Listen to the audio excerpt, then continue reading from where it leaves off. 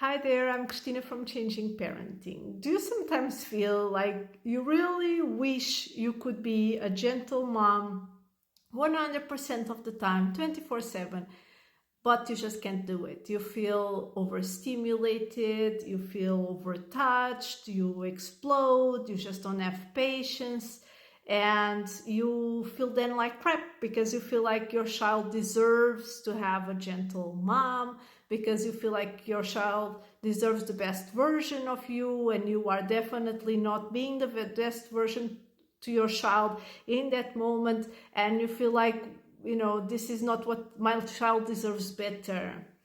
I want to do better. I just can't. Well, let me tell you, you're definitely not alone. I feel like that sometimes. Every mom feels like that sometimes. Even moms who are not practicing gentle parenting, everyone feels like that sometimes because it's really hard. There's a lot of demands on parenthood, there's a lot of demands on moms, and it's just, you're also human, you're just a human being. And many of us nowadays trying to practice positive parenting, we were not raised ourselves with positive parenting, and so we were not taught growing up how to self-regulate. We were not giving those tools, those skills that we are now trying to give our children, right? No one came to us and said, oh, you're sad.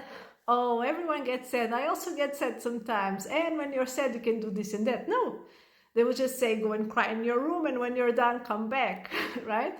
So you have to have a little bit of self-compassion. And self-compassion is really important, not only because it will make you feel better, but it will actually make you a better mom. And I'm going to explain why. When we are swallowed in guilt, when we are feeling like we are the worst moms alive, which, by the way, it would be impossible, right? Because that would mean that all the other moms would be worse than you, which rationally it's not right? But when we are feeling like that, when we are swallowed in guilt, what happens is that very often we are like, I just can't do this. I'm not good enough. I just can't do this. I try tomorrow. Tomorrow is another day.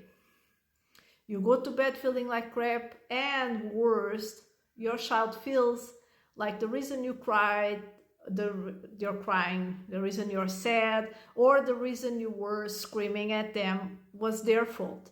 And especially with young children, and I work mostly with ages 3 to 6, small children, they really believe the world revolves around them, right? It's their developmental stage. So everything that happens in their head is because of them.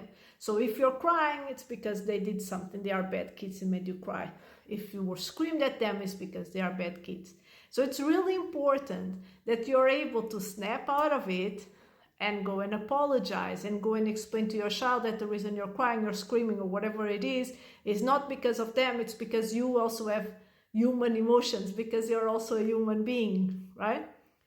And you will notice that sometimes getting a hug from your child will be enough to make you feel a world better, because it releases endorphins in your body, that like love feeling, right? So even if you're not able to articulate all these at the moment, because again, when our emotions are high, it's hard to access the rational part of our brains, just go and ask your child for a hug. Say, oh, can you give me a hug right now? I really need a hug.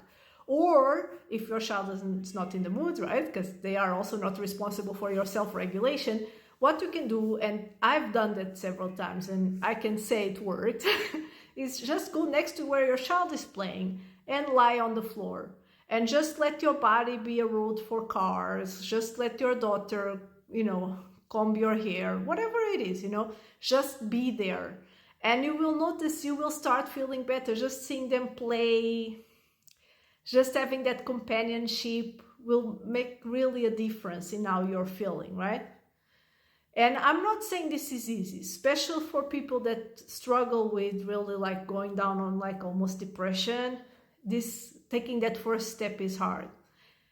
And you need to remember that it's not just about you. When you are doing these things, your child is also learning, right?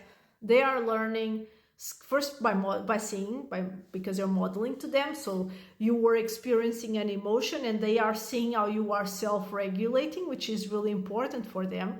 Second, they are learning that they were not responsible for your emotions, because that thing that people say, oh, my child really knows how to push my buttons, all those things, that's not true, right? You know that that's not true. Children are not responsible for our emotions. And it's really important that we teach them that. You are not responsible for me being crying. You might have done something that made me mad, and that's not okay what you did, and we will deal with that later. But the reason I screamed at you was not because I was mad at you. It was because I couldn't deal with my anger in a healthy and appropriate way. And it's never okay for anyone to scream at you. So you're teaching your child how to make amends just by modeling, by apologizing. They learn. Sometimes we make mistakes. Even mom makes mistakes. And when we make mistakes, we apologize. You are making sure your child knows that it's not their fault the way you reacted. And you will feel better also. You will actually feel like a better mom. So whenever you did something that you think was a wrong thing with your child, don't think of it, and I know this is easier said than done, but the more you practice this, the better you'll get at it. So don't think of it as like, oh, I'm an awful mom. I'm the worst mom. I just can't do this. I try and try and try and I just can't do it. Don't think it like that. Think every mistake is a teaching opportunity. I made a mistake and I'm going to apologize, I'm going to make amends, and I'm going to model to my child that being human is a normal thing, that everyone is human, that they also make mistakes, that everyone makes mistakes, so that when they make mistakes, they don't feel like the worst kid alive. They just feel like they made a mistake, which is a normal thing. Everyone makes mistakes. Even mom makes mistakes. And mom taught me that when we make mistakes, we make amends. So, yeah.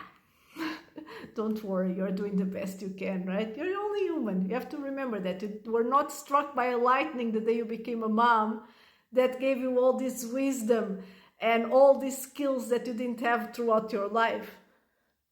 You are doing the best you can with the tools you have, okay?